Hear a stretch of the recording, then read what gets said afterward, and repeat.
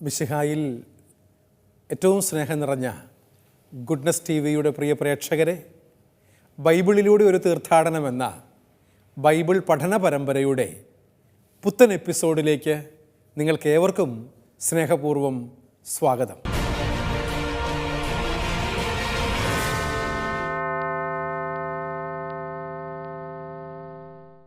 പ്രിയരെ, കഴിഞ്ഞ ഏതാനും ചില ക്ലാസ്സുകളിൽ യോഹന്നാൻ്റെ സുവിശേഷം 9-ാം അധ്യായമാണ് നമ്മൾ പഠനവിധേയമാക്കിക്കൊണ്ടിരിക്കുന്നത്.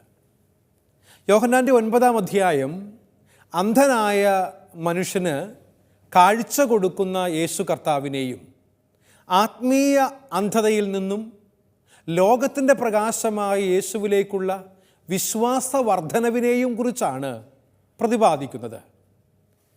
ആ ക്ലാസ്സുകളുടെ തുടർച്ചയാണ് നമ്മൾ ഇപ്പോൾ മനസ്സിലാക്കാൻ വേണ്ടി ശ്രമിക്കുന്നത്.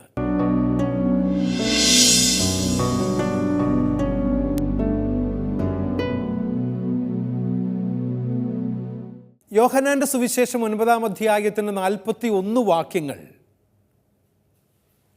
അന്ധനായ മനുഷ്യന് കാഴ്ച കൊടുക്കുന്ന കർത്താവിനെ വെളിപ്പെടുത്തിക്കൊണ്ട് തുപ്പലുകൊണ്ട് ചെളിയുണ്ടാക്കി ജന്മനാ അന്ധനായ പിറവിക്കുരുടൻ എന്നൊക്കെ വിളിക്കപ്പെടുന്ന മനുഷ്യൻ്റെ കണ്ണുകളിൽ പുരട്ടിയിട്ട് അവനോട് കഴുകി ശുദ്ധിയുള്ളവനാകാനും കാഴ്ച പ്രാപിക്കാനും ആവശ്യപ്പെടുന്ന കർത്താവിനെ നമ്മൾ മനസ്സിലാക്കേണ്ടത് എങ്ങനെയാണ് എന്നുള്ളതിനെക്കുറിച്ചുള്ള ഒരു സാക്രമെൻ്റൽ തിയോളജിയുടെ വ്യാഖ്യാനമാണ് ഞാൻ ഈ ക്ലാസ്സിൽ നിങ്ങളുമായി പങ്കുവയ്ക്കാൻ ആഗ്രഹിക്കുന്നത്.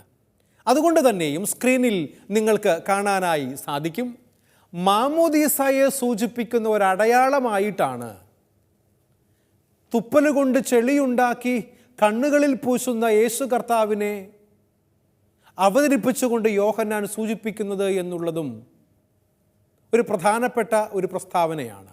കാരണം എന്താണെന്നറിയാവോ? അന്ധന് കാഴ്ച നൽകുന്നതിനായി ഈശോ തുപ്പലുകൊണ്ട് ചെളിയുണ്ടാക്കി അവൻ്റെ കണ്ണുകളിൽ പൂശിയിട്ട് കഴുകാനായി സീലോഹ കുളത്തിലേക്ക് പറഞ്ഞു വിടുന്നതായി 6-7 വാക്യങ്ങളിൽ നമ്മൾ വായിക്കുന്നുണ്ട്. യോഹന്നാൻ്റെ സുവിശേഷം 9-ാം അധ്യായത്തിൻ്റെ 6-7 വാക്യങ്ങൾ ഇങ്ങനെയാണ്. ബൈബിള് കൈകളിലെടുത്ത് യോഹന്നാൻ്റെ സുവിശേഷത്തിൽ നിന്നും 9-ാം അധ്യായം 6-7 വാക്യങ്ങൾ എന്നോടൊപ്പം വായിക്കുക. ഇത് പറഞ്ഞിട്ട് അവൻ നിലത്തു തുപ്പി തുപ്പൽ കൊണ്ട് ചെളിയുണ്ടാക്കി അവൻ്റെ കണ്ണുകളിൽ പൂശിയിട്ട് അവനോട് പറഞ്ഞു, നീ പോയി സീലോഹ, അയക്കപ്പെട്ടവൻ എന്നർത്ഥം, കുളത്തിൽ കഴുകുക.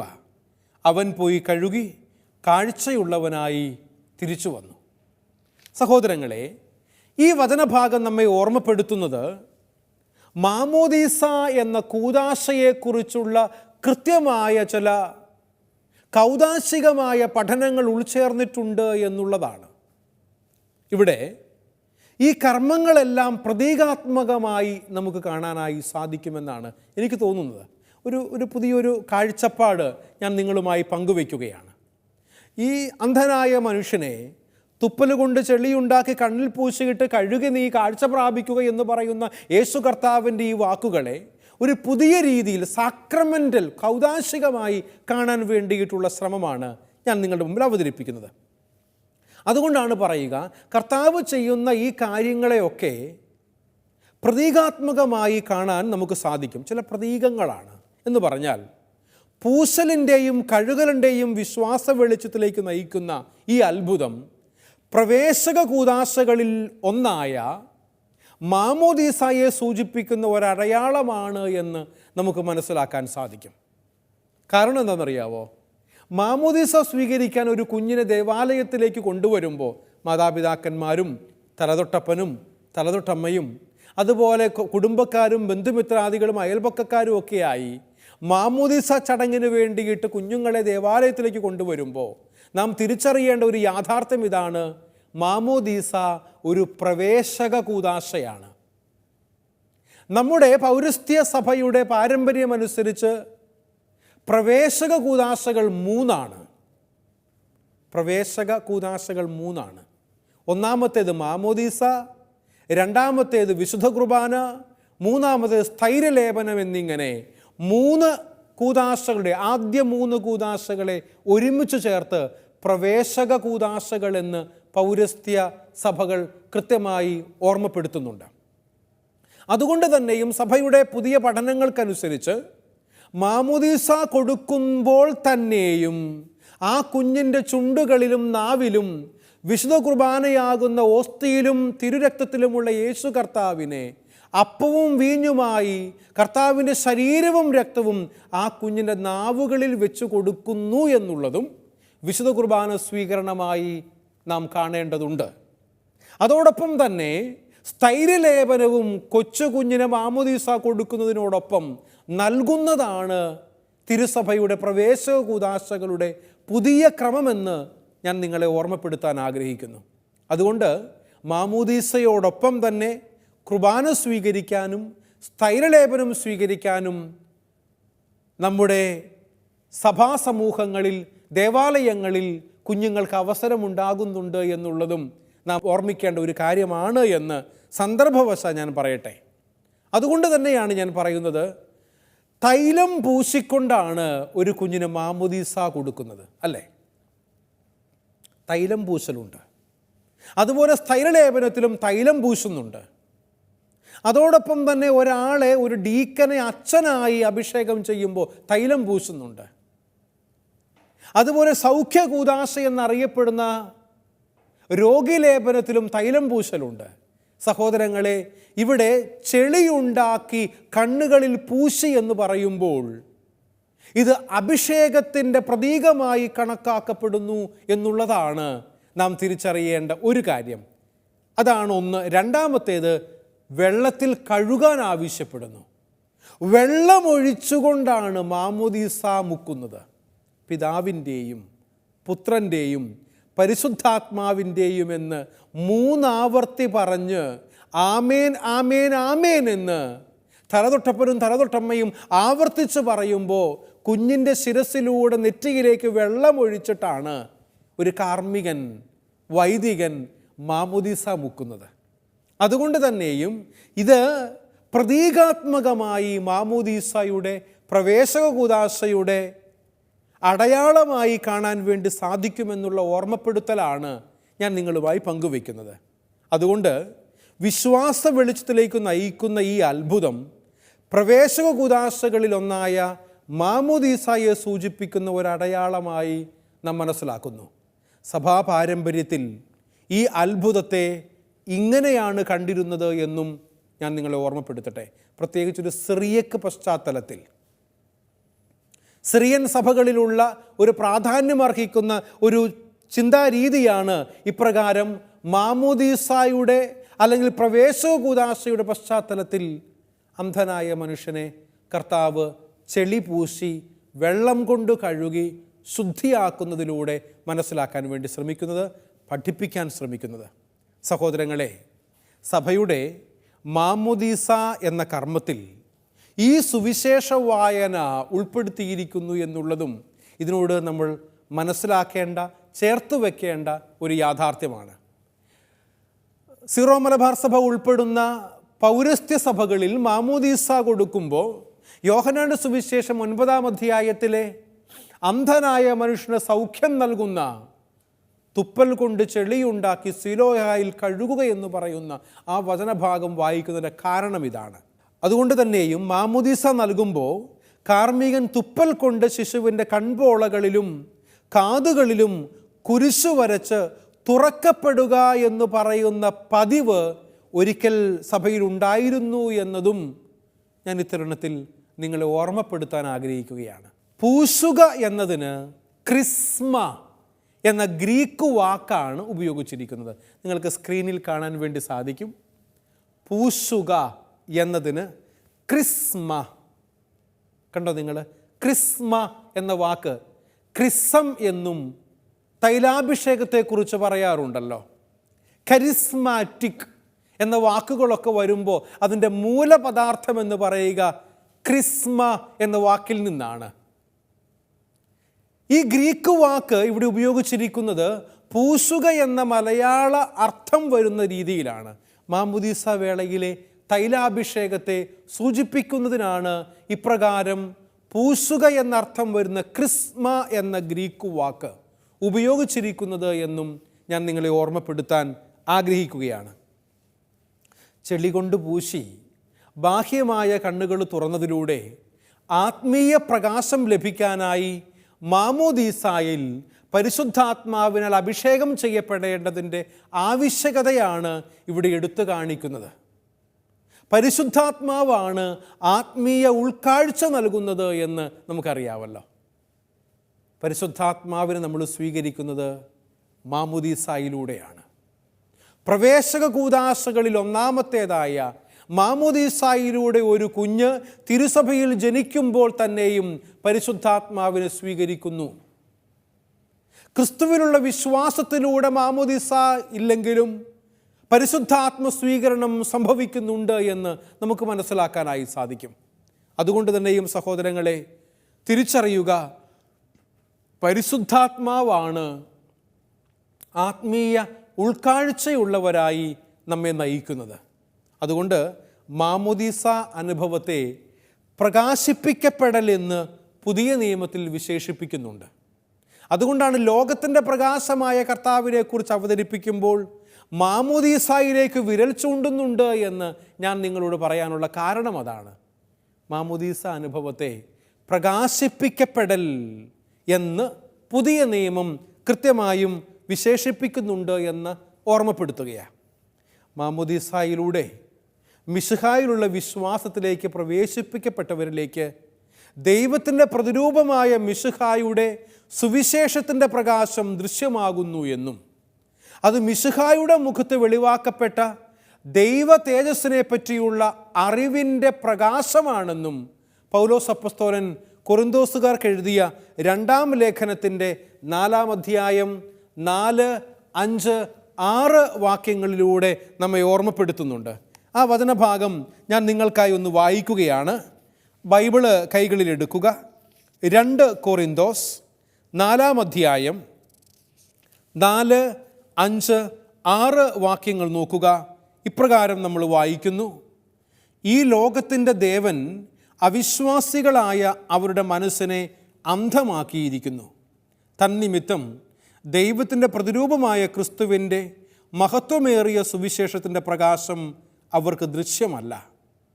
ഞങ്ങൾ ഉദ്ഘോഷിക്കുന്നത് ഞങ്ങളെക്കുറിച്ചല്ല, പ്രത്യുത യേശു ക്രിസ്തുവിനെ കർത്താവായും യേശുവിന് വേണ്ടി ഞങ്ങളെ നിങ്ങളുടെ ദാസന്മാരായും ആണ്. അന്ധകാരത്തിൽ നിന്ന് പ്രകാശം ഉദിക്കട്ടെ എന്ന് അരുൾ ചെയ്ത ദൈവം തന്നെയാണ് ക്രിസ്തുവിൻ്റെ മുഖത്ത് വെളിവാക്കപ്പെട്ട ദൈവ തേജസ്സിനെ പറ്റിയുള്ള അറിവിൻ്റെ പ്രകാശം ഞങ്ങൾക്ക് തരേണ്ടതിന് ഞങ്ങളുടെ ഹൃദയങ്ങളെ പ്രകാശിപ്പിച്ചിരിക്കുന്നത്. നമ്മുടെ കർത്താവായ മിശിഹായിക്ക് സ്തുതി. പ്രിയപ്പെട്ടവരെ, എത്ര മനോഹരമായിട്ടാണ് പൗലോസ് അപ്പോസ്തലൻ ഈ വചനങ്ങൾ എഴുതി വച്ചിരിക്കുന്നത് നിങ്ങൾ ശ്രദ്ധിച്ചോ? ഇവിടെ വചനം പറയാണ്, മിശിഹായുടെ മുഖത്ത് വെളിവാക്കപ്പെട്ട ദൈവ തേജസ്സിനെ പറ്റിയുള്ള അറിവിൻ്റെ പ്രകാശമാണെന്ന് പൗലോസ് അപ്പോസ്തലൻ നമ്മളെ ഓർമ്മപ്പെടുത്തുക.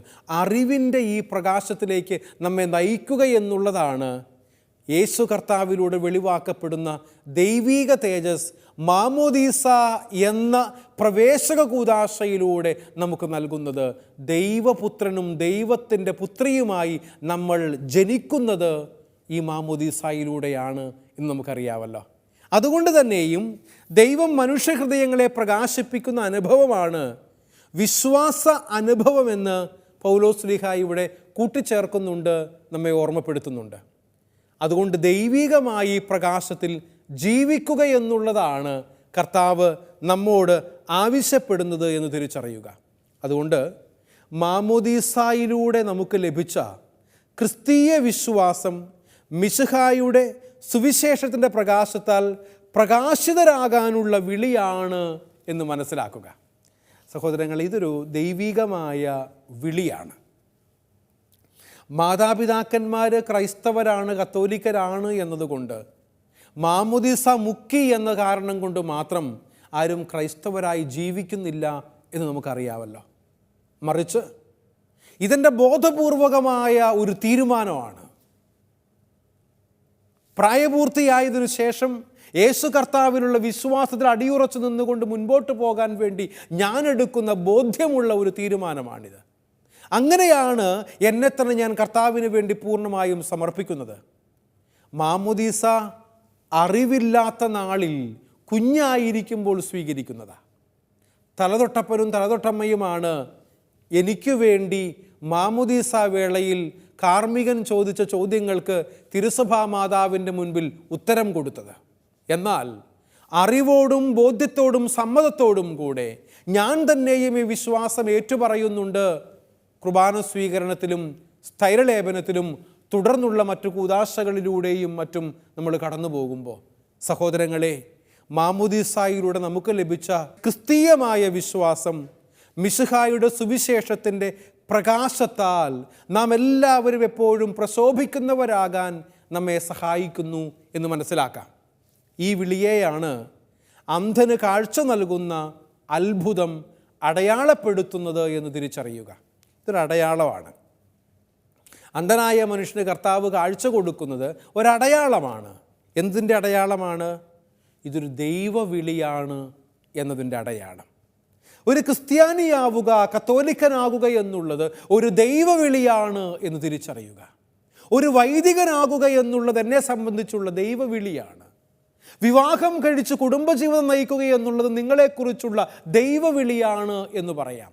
ഏതാനും ചിലരെങ്കിലുമൊക്കെ ഏകസ്ഥ ജീവിതത്തിൻ്റെ വിളി സ്വീകരിച്ചവരായുമുണ്ട് എന്ന് നമുക്കറിയാമല്ലോ.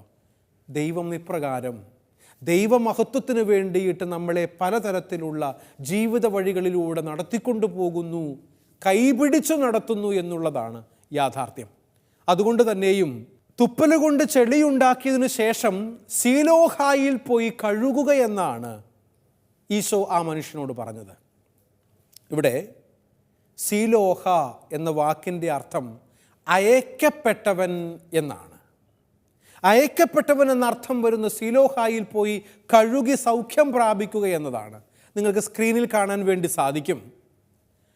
അയക്കപ്പെട്ടവൻ എന്നർത്ഥം വരുന്ന സീലോഹ കുളത്തിൽ പോയി കഴുകി കാഴ്ച പ്രാപിക്കുന്നത് ഇതിൻ്റെ സൂചനയായിട്ടാണ് യേശു കർത്താവ് യോഹന്നാന്റെ സുവിശേഷം 9-ാം അധ്യായത്തിലൂടെ നമ്മളെ ഓർമ്മപ്പെടുത്തുന്നത്. സീലോഹ എന്ന വാക്കിൻ്റെ അർത്ഥം അയക്കപ്പെട്ടവൻ എന്നാണ്. കർത്താവാണ് നമുക്ക് വേണ്ടി അയക്കപ്പെട്ട ദൈവത്തിൻ്റെ മിഷണറി. ഞാനും നിങ്ങളും ഇന്ന് ക്രിസ്തുവിനാൽ പരിശുദ്ധാത്മാവിൽ അയക്കപ്പെടുന്ന മിഷണറിമാരാകണം, പ്രവാചക ദൗത്യമുള്ള പ്രേക്ഷിതരാകണം എന്നുള്ളതാണ് കർത്താവ് നമ്മോട് ആവശ്യപ്പെടുന്ന കാര്യം. നമ്മൾ ക്രിസ്തുവിൻ്റെ പ്രകാശത്തിൽ നിന്നുകൊണ്ടാണ് പ്രകാശിതരാകേണ്ടതും പ്രവാചകന്മാരാകേണ്ടതും. അബദ്ധങ്ങൾ പഠിപ്പിക്കുന്ന വ്യാജ പ്രവാചകന്മാരെ നമ്മൾ കാണുന്നുണ്ടെന്ന്. ചിലർക്ക് പ്രവാചക ദൗത്യം ഏറ്റെടുത്തുകൊണ്ടാണ് ഞാൻ ഇപ്രകാരം സംസാരിക്കുന്നത് എന്നൊക്കെ പറഞ്ഞ് മുൻപോട്ട് വരുന്നുണ്ട്. സഹോദരങ്ങളെ, പരിശുദ്ധാത്മാവിലുള്ള പ്രചോദനത്താലാണോ ഇപ്രകാരമുള്ള ധീരതയൊക്കെ കാണിച്ച് പ്രവാചകൻ എന്നൊക്കെ അവകാശപ്പെടുന്നത് എന്ന് വീണ്ടും വീണ്ടും ആവർത്തിച്ച് ചിന്തിക്കേണ്ടിയിരിക്കുന്നു. എളിമയോടുകൂടെ ദൈവവചനത്തിന് അനുസൃതമായി സഭാധികാരികൾക്ക് വിധേയപ്പെട്ട് സഭാഗാത്രത്തെ മുറിപ്പെടുത്താതെ ചേർന്ന് നിൽക്കുമ്പോഴല്ലേ ദൈവത്തിൻ്റെ പരിശുദ്ധാത്മാവ് പ്രവാചക ദൗത്യം നൽകി നമ്മെയും ദൈവവചന പ്രഘോഷണത്തിന് വേണ്ടി, തിരുസഭയെ കെട്ടിപ്പടുക്കുന്നതിന് വേണ്ടി, വിശ്വാസവർദ്ധനവിന് വേണ്ടിയിട്ട് നമ്മളെ അയക്കുന്നത്. ഇത് തിരിച്ചറിയേണ്ടിയിരിക്കുന്നു. നമ്മൾ ചിലപ്പോഴെങ്കിലുമൊക്കെ അശുദ്ധാത്മാവ് ഇപ്രകാരം വ്യാജ പ്രവാചകന്മാരെ നിർമ്മിക്കുന്നുണ്ട് എന്നുള്ളത് ഈ കാലങ്ങളിലൊക്കെ നമ്മൾ കണ്ടുകൊണ്ടിരിക്കുന്നൊരു യാഥാർത്ഥ്യമാണ്. അതുകൊണ്ട് അന്ധനെ നയിക്കുന്ന അന്ധരാകാതിരിക്കാൻ, ദൈവികമായ പ്രകാശം കൊണ്ട് നിറയപ്പെടുന്നവരാകാൻ, അയക്കപ്പെടുന്നവനെന്നർത്ഥം വരുന്ന സീലോഹായിൽ കഴുകി വിശുദ്ധീകരിക്കപ്പെട്ടവരാകാൻ ദൈവം നമ്മോട് ആവശ്യപ്പെടുകയാണ്. കാരണം എന്താണെന്നറിയാവോ? അയക്കപ്പെട്ടവൻ മിശിഹ തന്നെയാണ് എന്നതാണ് അതിൻ്റെ പ്രത്യേകത. മിശിഹായാകുന്ന, അയക്കപ്പെട്ടവനാകുന്ന സീലോഹായിലേക്കാണ് അവനെ അയക്കുന്നത് എന്നുള്ളതാണ് ഇവിടെ നാം തിരിച്ചറിയേണ്ട യാഥാർത്ഥ്യം. തുടർന്ന് നമ്മൾ മനസ്സിലാക്കുന്ന കാര്യം, കൗദാശികമായ സാക്രമെൻ്റലായിട്ടുള്ള ആ ഒരു ഭാഗം അവസാനിപ്പിച്ച് ഈ വചനഭാഗം രോഗസൗഖ്യം നൽകുന്ന, അന്ധന് കാഴ്ച കൊടുക്കുന്ന പ്രകാശമായ കർത്താവിൻ്റെ ഈ വചനഭാഗം മറ്റൊരു കാര്യം കൂടെ നമ്മളെ ഓർമ്മപ്പെടുത്തുന്നുണ്ട്. അതാണ് സ്ക്രീനിൽ നിങ്ങൾക്ക് കാണാൻ വേണ്ടി സാധിക്കും. പാപവും രോഗവും എന്നുള്ള ഒരു പ്രധാനപ്പെട്ട ഒരു വ്യാഖ്യാനം കൂടി ഇതിനുണ്ട്. ചില സ്ഥലങ്ങളിലൊക്കെ ധ്യാനിപ്പിക്കാൻ വേണ്ടിയൊക്കെ പോകുമ്പോൾ ചിലരെങ്കിലുമൊക്കെ പറയാറുണ്ട്, പാപം കാരണം രോഗം വന്നു എന്ന്. അതിനെക്കുറിച്ച് ഞാൻ പലപ്പോഴും ചിന്തിച്ചിട്ടുണ്ട്, പഠിക്കാൻ ശ്രമിച്ചിട്ടുണ്ട്. പാപം രോഗത്തിലേക്ക് നയിക്കാൻ സാധ്യതയുണ്ടോ? സഹോദരങ്ങളെ, യോഹന്നാന്റെ സുവിശേഷം 9-ാം അധ്യായം അതിന് കൃത്യമായ ചില സൂചനകളും ഉത്തരങ്ങളും നൽകുന്നുണ്ട് എന്നുള്ളതാണ് ഇവിടെ നാം മനസ്സിലാക്കേണ്ട കാര്യം. പാപത്തിൻ്റെ ഫലമാണ് രോഗമെന്നും അത് തലമുറകളിലേക്ക് കൈമാറപ്പെടുമെന്നുമുള്ള ഒരു വിശ്വാസം യഹൂദ പാരമ്പര്യത്തിൽ നിലനിന്നിരുന്നു എന്നുള്ളതാണ് യോഹന്നാൻ 9-ാം അധ്യായത്തിൻ്റെ 2-ാം തിരുവചനം നമ്മെ ഓർമ്മപ്പെടുത്തുന്നത്. ആ വചനത്തിലൊരു ചോദ്യമാണ് കേട്ടോ. അത് ഇപ്രകാരമാണ് ആ ചോദ്യം ഉന്നയിക്കപ്പെടുന്നത്. 9-ാം അധ്യായം 2-ാം തിരുവചനം. ശിഷ്യന്മാർ യേശുവിനോട് ചോദിച്ചു, റബ്ബി, ഇവൻ അന്ധനായി ജനിക്കാൻ ആരു പാപം ചെയ്തു, ഇവനോ ഇവൻ്റെ മാതാപിതാക്കന്മാരോ? സഹോദരങ്ങളെ, തലമുറകളുടെ ശാപം എന്നൊക്കെ കേട്ടിട്ടുണ്ടാകും നിങ്ങൾ. അതിനെക്കുറിച്ച് 2 അഭിപ്രായങ്ങളുണ്ട് കേട്ടോ. ദൈവം ശപിക്കുന്നവനാണോ, ദൈവം ശിക്ഷിക്കുന്നവനാണോ എന്ന ചോദ്യമുണ്ട്. തീർച്ചയായും പുതിയ നിയമത്തിൻ്റെ പശ്ചാത്തലത്തിൽ പഴയ നിയമത്തിലെ കർക്കശക്കാരനായ ദൈവപിതാവിൽ നിന്നും പുതിയ നിയമത്തിലെ കരുണയുടെ മുഖമായ ദൈവപുത്രനായ യേശുക്രിസ്തുവിലേക്ക് എത്തുമ്പോൾ, പഴയ നിയമത്തിൻ്റെ കാർക്കശതയിൽ നിന്നും പുതിയ നിയമത്തിൻ്റെ കരുണയിലേക്ക് നമ്മൾ കടന്നു വരുമ്പോൾ, പുതിയ നിയമം പഴയ നിയമത്തെ പൂർത്തീകരിക്കുന്നു എന്ന് പറയുന്നത് കൊണ്ട് തന്നെയും തിരിച്ചറിയുക, പൂർവികരുടെ ശാപം എന്നുള്ളത് നമ്മുടെ ജീവിതങ്ങളെ ബാധിക്കുന്ന ഒരു കാര്യമായി ആരും ചിന്തിക്കേണ്ടതില്ല. ആരെങ്കിലുമൊക്കെ പാപം ചെയ്യുന്നത് വഴിയായി അതിൻ്റെ ശാപം എനിക്കും ഉണ്ടാകുമെന്ന് കരുതുന്നത് മൗഢ്യമാണ്.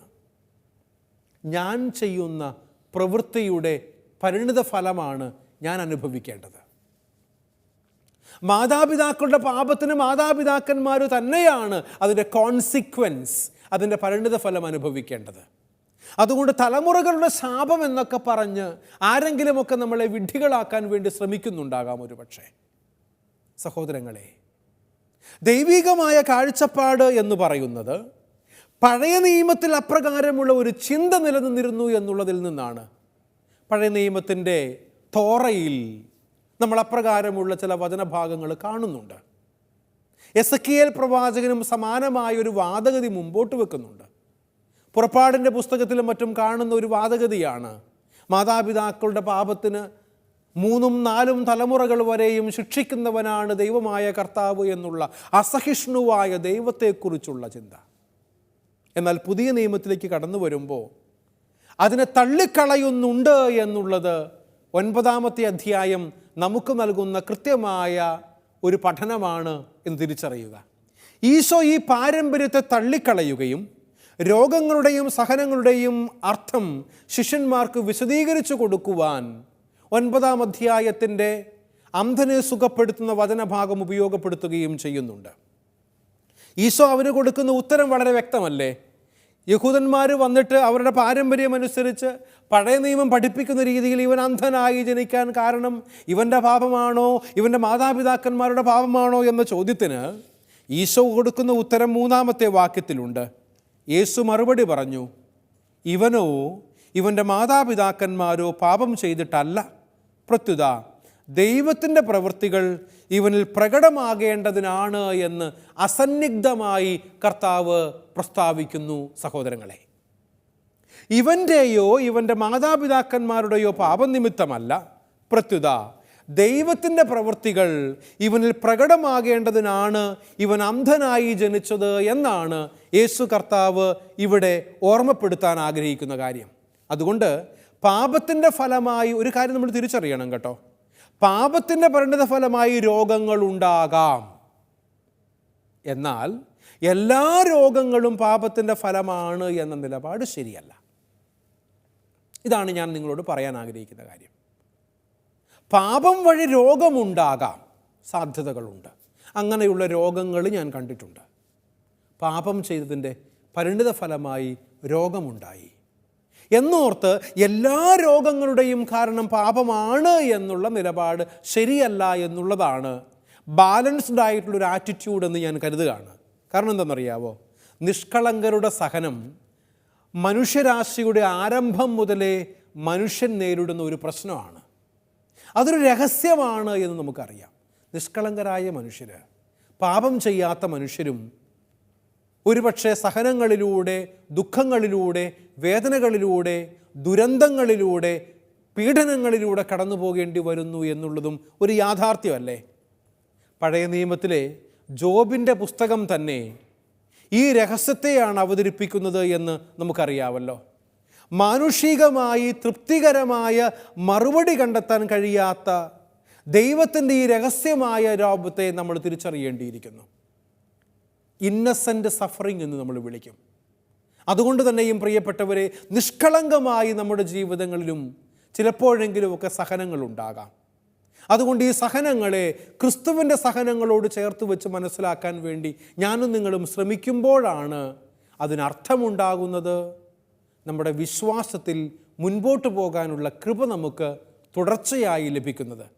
സഹോദരങ്ങളെ, ഈ ക്ലാസ്സിൽ നമ്മൾ മനസ്സിലാക്കാൻ വേണ്ടി ശ്രമിച്ചത് പാപത്തിലൂടെ രോഗം വരാൻ സാധ്യതയുണ്ടെന്നും എന്നാൽ എല്ലാ രോഗങ്ങളുടെയും കാരണം പാപമല്ല എന്നുമുള്ള ഒരു നിലപാടെടുക്കാനുള്ള ബോധ്യങ്ങളിലേക്കുള്ള വളർച്ചയ്ക്ക് വേണ്ടിയുള്ള പഠനമാണ് നമ്മൾ നടത്തിയത്.